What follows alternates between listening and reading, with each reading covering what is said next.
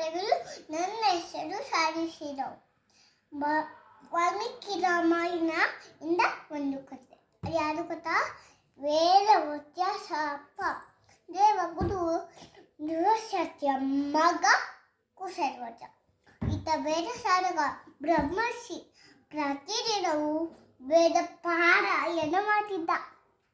ಈ ಕುಶಧ್ವಜನಿಗೆ ದಂತರಗೊಂಬೆಗಿರುವ ಚಂದನ ಮಗಳಿರು. ಅದು ಯಾರು ಗೊತ್ತಾ? ವೇದವತಿ. ಈ ಚಂದನಗೊಂಬೆ ಶಂಕನು ರಾಕ್ಷಸ ಕಣಿಗೆ ಬೀಳ್ತಾಳೆ. ರಾಕ್ಷಸನ ಕಣಿಗೆ ಬಿದ್ದ ಮೇಲೆ ಕೇಳಬೇಕು, ನನ್ನನ್ನು ಮದುವೆಗು ಅಂತ ಹೇಳ್ತಾಳೆ. ನಿನ್ನಪ್ಪನ ಕೇಳು ಅಂತ ಹಾಗೆ ಹೇಳ್ತಾನೆ. ನನಗೆ ಸೀದಾ ಕುಶಧ್ವಜ ನೋಡ್ತಾ ಅತ್ತೆ ಒಂದು ನಿನ್ನ ಮಗಳನ್ನು ಮದುವೆ ಮಾಡಿಕೊಡು ಅಂತ ಹೇಳ್ತಾನೆ. ಯಾರಾಗಿದ್ದು ಗಿಲಿನ ಸಾಕಿ ಕಟಕನ ಕೈಗೆ ಹದ್ದಿನ ಕಾಯಿಗೆ ಬರ್ತದ? ಖಂಡಿತ ಇಲ್ಲ.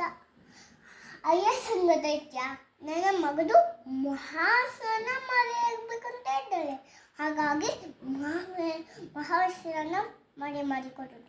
ಯಾರಿಗೂ ಮಾಡಿಕೊಡಲ್ಲ ಅಂತ ಹೇಳ್ತೀನಿ. ಅಯೋತ್ತಾಗಿ ಬಿಡುತ್ತೆ.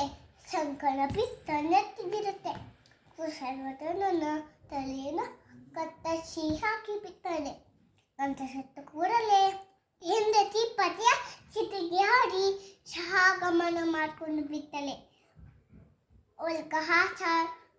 ಪಾಪ ವೇದವತಿ ಅನಾಥಳಾಗಿ ಬಿಡ್ತಾಳೆ. ಶಂಕರನಿಂದ ಹೇಗೋ ತಪ್ಪಿಸಿಕೊಂಡು ಹಿಮಾಲಯಕ್ಕೆ ಹೋಗ್ತಾಳೆ. ವಿಷ್ಣುವಿನ ಕುರಿತು ಘೋರ ತಪಸ್ಸು ಮಾಡ್ತಾಳೆ.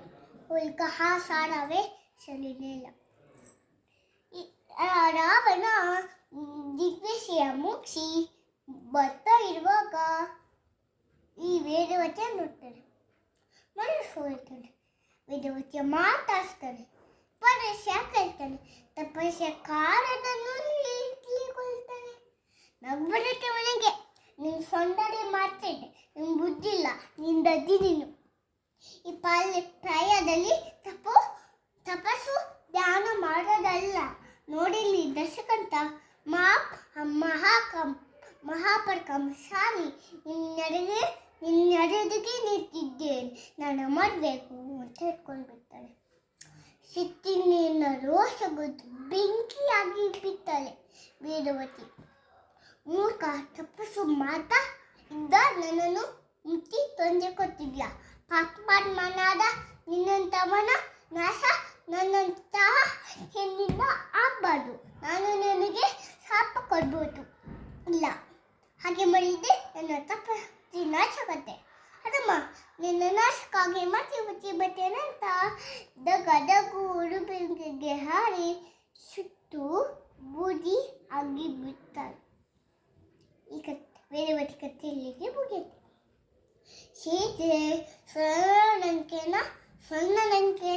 ಅನ್ನುವಂತೆ ಸುಳ್ಳಿಲ್ಲ. ವೇದವತಿಯ ಮೂರ್ತಿ ಕಾಬಡ ಕಿರಿಂದ ಲಂಕಾನ ಹಡಕ್ಕೆ ರಾವಣನೇ ಮುನ್ನುಡಿ ಬಂದಿದ್ದ. ಯತ್ನಾಯಿಸು ಪೂಜತೆ ರಮಂತೆ ತತ್ತ ದೇವತಃ ಅನ್ನೋ ಸಂದೇಶವಿದೆ. ಹೆಣ್ಣು ಮಕ್ಕಳನ್ನ ಗೌರವದಿಂದ ಕಾರಣ ಪಾಠವಿದೆ. ಅದಕ್ಕೋಸ್ಕರವಾಗಿ ಧನ್ಯವಾದಗಳು. ಜೈ ಶ್ರೀರಾಮ್.